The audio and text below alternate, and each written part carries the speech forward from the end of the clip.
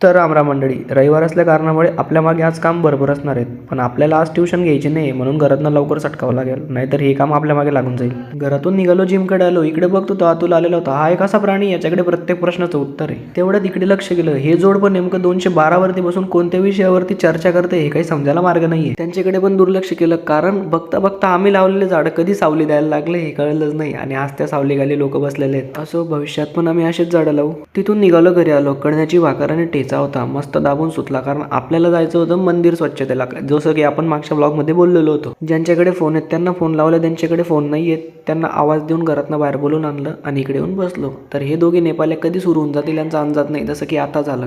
हे मजाकमध्ये कधी सिरियस होऊन जातात, त्यामुळे असो सोडू. आकाश आलेला होता वेपर्स घ्यायला, कारण ते जात आहे खाटू श्यामला. म्हटलं भाऊ आमचा पण नमस्कार सांग बाबांना. आणि मागचा कार्यकर्ता तर गावातच फिरणार आहे 30चं पेट्रोल टाकून, त्याच्यामुळे त्याचा विषय सोडा. आणि आपली पब्लिक जमलेली होती, तर आपण आता थेट निघतोय लक्ष्मीनारायण मंदिराच्या स्वच्छतेसाठी. तर आम्ही येऊन आता पोहोचलो. फक्त हेच नाही तर गावातले जेवढे मंदिरांची स्वच्छता आपल्याला करता येते तेवढं आम्ही करतो, आमच्या व्यायामशाळेमार्फत करत असतो. तुम्ही पण तुमचा ग्रुप जाऊन मंदिरांची स्वच्छता करा. लांबचे मंदिर नंतर जा, आधी आपल्या आसपास असलेले मंदिर स्वच्छ करा. आम्ही आल्यानंतर स्वच्छतेला सुरुवात केली. मागच्या व्लॉगमध्ये आपल्यासोबत शुभम होता, तो बोललेला होता की तुम्ही आल्यानंतर मला कॉल करा. मग मी त्याला कॉल केला, तो लगेच आला. इकडे आल्यानंतर स्वच्छता वगैरे सुरू झाली आणि टोण्याचा दमदाटीपणा सुरू झाला. पोरं लहान आहेत ना, तर मग काय मजा मारून गेली. आणि उगाच तुम्ही मला बोलायला नको की नुसतं व्हिडिओ काढला ना, म्हणून मी पण थोडीशी झाडं मारून घेतली आणि पावडीचं पण काम केलेलं तुम्हाला पुढे दिसेल. मी, शुभम, निखिल, यशकुमार आम्ही 3-4 पोरं मंदिरावर आलो आणि मंदिराच्या स्वच्छतेचं कार्य हाती घेतलं. तुम्ही घेतलं तर खूप छान होईल. मंदिरावर पण छोटे छोटे झुडपं उगलेली होती. दोघं नेपाल्यांनी पैन लावली, जो आधी चढेल तोच ते झुडूप तोडेल. मग दुसरा नेपाल्यावरती चढून गेला, म्हणजे आहे चायनीज. हा चढला, याने झुडूप वगैरे तोडलं, मस्त तीर मारला, त्याला आनंद झाला. तावामध्ये वरती तर चढून गेला, पण खरी मजा आली ती खाली उतरताना. बघा मग खाली उतरताना आता त्याचे कशा हाल होत आहे ते तर.